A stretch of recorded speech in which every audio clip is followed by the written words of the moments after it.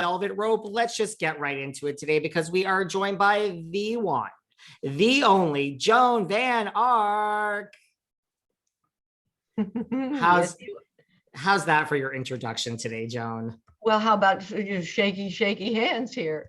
That's a fantastic intro. Way over long, but no. Well, Short. listen, I'm glad that you're here. I mean, I usually am in New York City. I'm in the Hamptons. I'm still in the Hamptons for the summer. New York City is where I was born. I love New York, New York, New York, New York. I think LA and New York are the the centers of COVID and the aftermath. And this world of ours and this business of ours, Showtime and all, I think we've been impacted the most with the new normal and the new way to do things. And I don't think they'll ever film anything or do anything other than in your house. I do voiceovers a lot. You do it from the house in my daughter's closet with lots of clothes all around me to, mask out or take out the bad sound. It's like you get used to it. Like I have to say at first, but now it's like, I love being home. Well, I'm Gemini, and that's outdoors and freedom and running. And so I'm not real good with that. My husband is Cancer. Not has cancer, but is Cancer. And he's a homebody and loves it. And he's loved this whole thing. Do you know that I'm a Gemini too? So when is your birthday? June 16. I'm June 9th. Well, that's pretty close. But, do you know, and a really good friend of mine from high school, she's June 16th. Well, you know what? You gave me chills because I think all this signs and astronomy, what is it? Astrology. Astrology. Thank you very much. Blondie's an idiot. But all of those, traits of certain signs, you can almost know. Somebody walked up to me once on the street. Maybe it was in New York where you're getting people coming at you all the time and said, "You're Gemini, aren't you?" Now, I don't think they knew it was Joan Van Ark, but the thing is, there's an aura, it's energy. And my best friends are male Geminis. I mean, friend that I love. David Dukes was a brilliant actor that I did a play on Broadway, School for Wives, opposite with Brian Bedford, who got the Tony that year. And it was my Tony nomination. And David was Gemini, and I've never loved, I mean, truly loved as a buddy, not let's go to bed, but loved is a male Gemini. They're the best friends ever. Geminis get along with each other very well. All my friends are Geminis. Yeah. Really? So that's like an already known thing that Blondie didn't know about?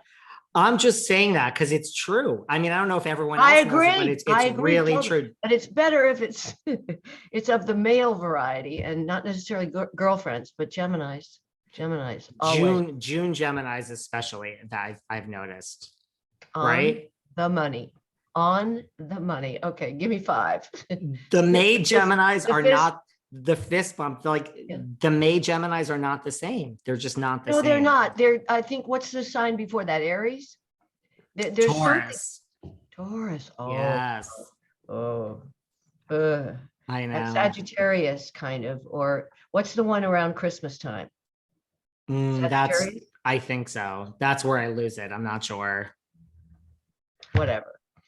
Did you know, speaking of being from New York, I know you went to Yale Drama School. Like, did you know you always wanted to be an actress growing up? Like, was there ever a moment where you're like, maybe I'll go down this road over here instead? No, the only other thing would be interior decorating, because I love to make, I had flowers here, tulips, I love orange, but it messed up, it wasn't great for the background. How do I look is what it's always all about. But I was 14 years old, and Russell James, the quarterback on our high school or junior high, I don't know what, 14, whatever that is. I went away on spring vacation. When I came back, the prom was upcoming, and he asked Dee, I don't know her last name, to the prom, not me.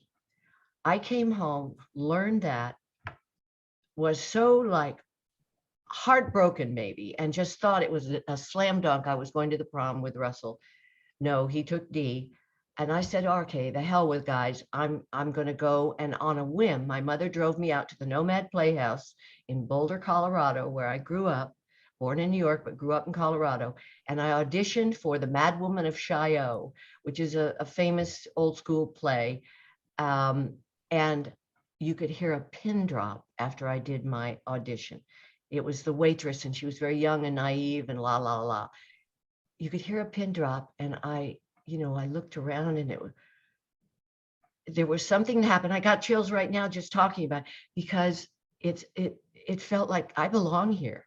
I'm going to get verklempt even, because it was so still and so attention right here. And I thought, who the fuck? You can say it. It's okay. Who needs Russell James?